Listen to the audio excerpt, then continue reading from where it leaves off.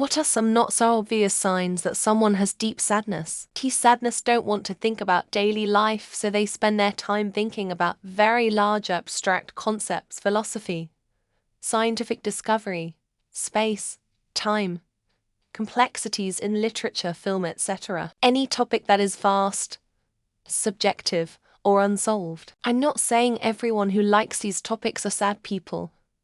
But if you know someone who's usually a really quiet person, ask them what they think about black holes. If it turns into a multi-hour conversation, they're probably going through some shit. You ask someone how they're doing, and they say I am doing so great. Usually when people ask how I'm doing, the real answer is I'm doing shitty. But I can't say I'm doing shitty, because I don't even have a good reason to be doing shitty. So if I say, I'm doing shitty, then they say, why? What's wrong? And I have to be like, I don't know. All of it. So instead, when people ask me how I'm doing, I usually say, I'm doing so great. It shows in everyone differently. A spotless house versus an extremely messy house. The funny friend, the brightest in the room, always down to do something versus the flaky friend who always cancels and are quiet or need a lot of convincing to get out. Weight gain, weight loss. I'm sure I could find more. It's usually in the extremes. One is the obvious what you expect out of sadness, the doom and gloom. The other is over-the-top happy. Having a lot of pets isn't necessarily a direct sign of past trauma such as sexual assault. But for some people, pets can provide comfort and a sense of security. A connection with a dog, for example, can serve as a source of emotional support and stability. People often find solace in the unwavering love and trustworthiness of their dogs, relying on them as sources of comfort. A serene demeanor. It feels like nothing can shake them or make them angry. Everyone tells me I'm the most chill person they know. They mistake it for happiness or peace of mind. Truth, I'm just so dead inside that I don't have the energy to get upset anymore. I have no dreams, ambitions or goals, just coasting through. Surprisingly, sometimes they are the literal beam of joy that lights up the whole room. They don't want others to experience what they experience. Also, this reminds me of the adage of how the ones who shine the brightest are the quickest ones to burn out.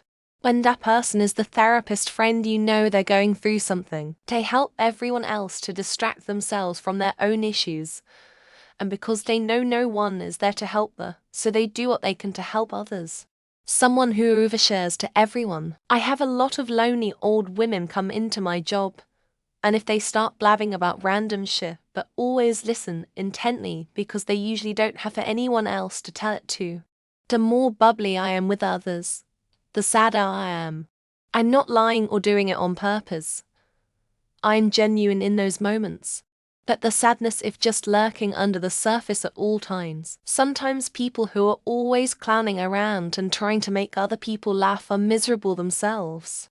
I think they don't want anyone else to feel as bad as they do, constantly checking in on other people because that's what they want in return.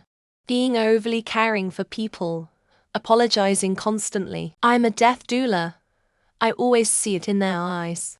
They could have the biggest smile, and I always see deep sadness in someone's eyes. They can always tell when someone else is upset before them. Like they have emotionally predictive arthritis in their joints. Projection ... As in the criticizing in others what you consciously subconsciously hate about yourself sense. Anybody can hide sadness. A heart for the world. A heart for our family and friends. A heart for ourselves. Constantly posting about how perfect life is on social media.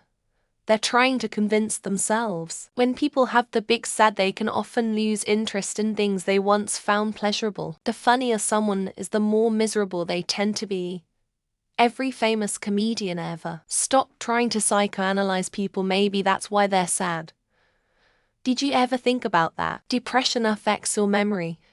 If someone seems to forget everything, it could be a symptom. When you ask how are you and they answer not worth a damn, but thanks for asking. Happy to give shit away at random, I won't need this for long. Realizes almost everything posted describes myself. Oh, SpaghettiOs.